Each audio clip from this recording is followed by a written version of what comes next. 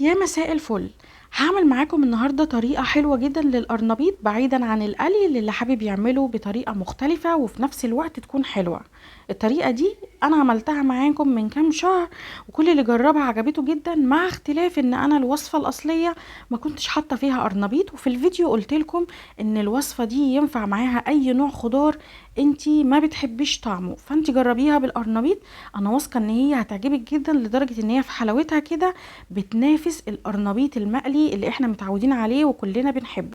وللأمانة يعني دي أحلى طريقة هتعمليها للقرنبيط وعلى ضمانتي.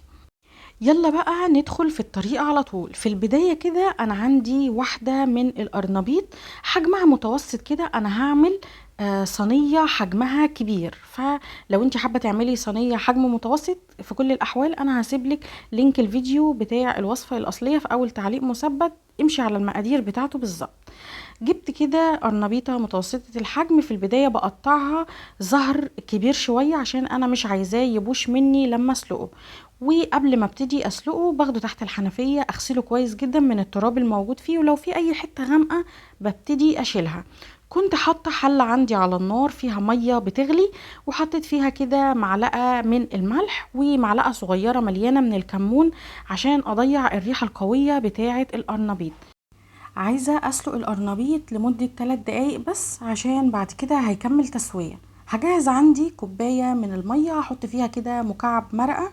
ممكن تستبدلي كوباية السوائل دي بكوباية من اللبن، او كوباية من الشوربة لو عندك شوربة مركزة طعمها حلو كده زي ما انت عايزة. في الفيديو السابق انا عملت الخلطة دي باللبن، فحبيت اغير المرة دي وعملت كده ميه فيها مكعب مرقه دوبته. اهم حاجه ان الميه ما تكونش سخنه، تكون دافيه. بعد 3 دقايق كنت مجهزه عندي بوله فيها ميه ساقعه، وهبتدي انزل القرنبيط بتاعي عشان يوقف التسويه بتاعته، وهاخده تحت الحنفيه اغسله كويس جدا وهسيبه في المصفى يتصفى. جبت بقى القرنبيط بتاعي بعد ما اتصفى كويس جدا مفيهوش ولا نقطة مية. هبتدي بقى اقطع كمية القرنبيط الموجودة عندي زي ما انت شايفة كده قطع، ويعني مش صغيرة قوي ومش كبيرة قوي. وطبعا ده بيرجع لك انت، لو انت حابة ان يكون شكله مختفي تماما قطعيه صغير جدا زي ما انت عايزة، او ممكن تقطعيه الحجم الوسط اللي انا قطعته ده. في طاسة عندي على النار حطيت فيها شوية كده من الزيت، نزلت على الزيت ببصلاية كبيرة مفرومة ناعم في الكبة، وهبتدي ادي للبصل بتاعي تشويحة. انا عايزة البصل يعني يبتدي يدبل كده وياخد لون بسيط، مش عايزاه يغمق معايا. كنت مجهزة عندي كام قرن فلفل رومي، قرن فلفل حراق لو انت عايزة، وهنزل الفلفل ياخد تشويحة مع البصل بتاعي. تمام كده. بعد ما الفلفل خد تشويحة ابتديت انزل بطماطميتين كبار مقطعاهم نفس التقطيع بتاع الفلفل، وهبتدي اقلب كل حاجة هنزلها على البصل هديلها تشويحة كده. مش محتاجة ان هما يتبالوا ولا حاجة، كده كده انا هحط القرنبيط هديله تشويحة. القرنبيط اللي انا قطعته معاكم نزلت بيه على المكونات دي وهديله كمان تشويحة، وعلى نار كده اقل من المتوسطة هفضل اقلب فيه لحد ما يبتدي ريحته الحلوة كده تطلع. نزلت بمعلقة صغيرة مليانة من التوم البودر، لو عايزة تحطي توم مفروم زي ما انت عايزة ممكن تحطي 3 فصوص توم كبار. حطيت كمان معلقة صغيرة من الكمون وشوية من الملح. هبتدي بقى اقلب الكلام ده كله على النار، يعني مش اقل من 3 دقايق كده لحد ما تبتدي الخليط ده يشرب من البهارات والثوم اللي انا حطيته. وبعد حوالي 3 دقايق رفعته من على النار وهسيبه يبرد تماما.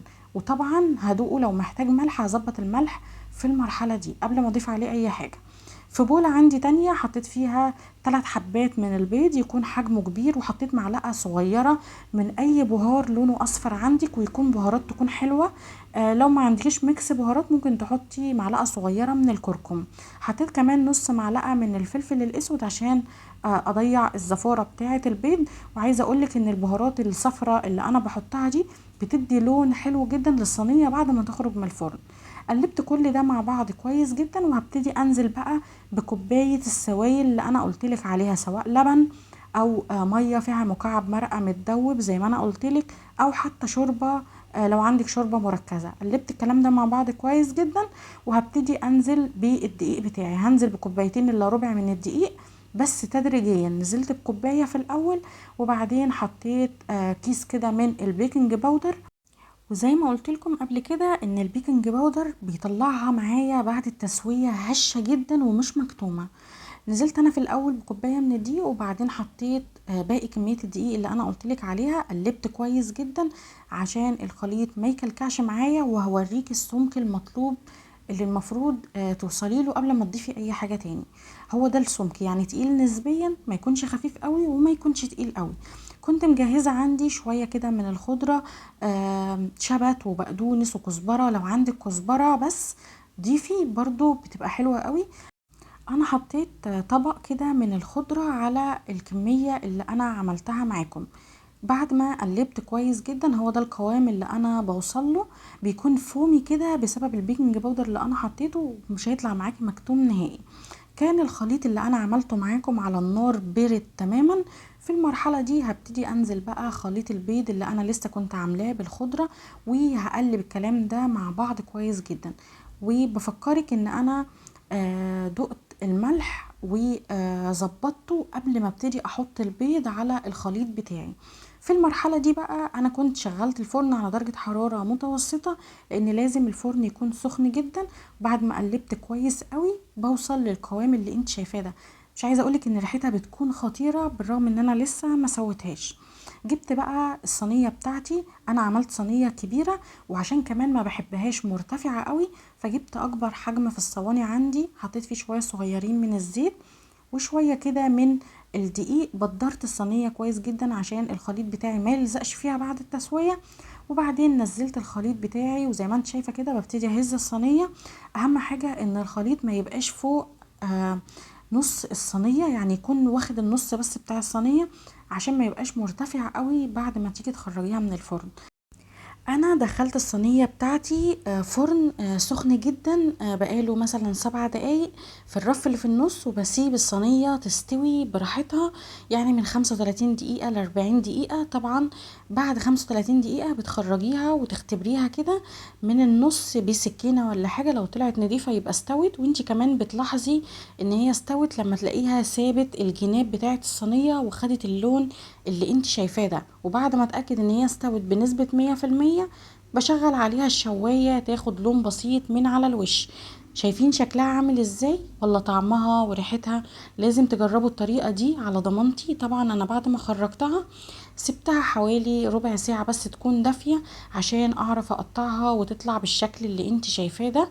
بتتاكل سخنة وبتتاكل باردة، والأهم من ده كله بقى ان هي مفيدة جدا وطعمها حلو قوي، لونها حلو جدا وسهلة وسريعة. جربوها على ضمانتي، انا واثقة ان هي بإذن الله هتعجبكم. ولو عجبكم الفيديو ما تنسوش تعملوا لي لايك وشير وسبسكرايب. اشوفكم على خير ان شاء الله في فيديو جديد.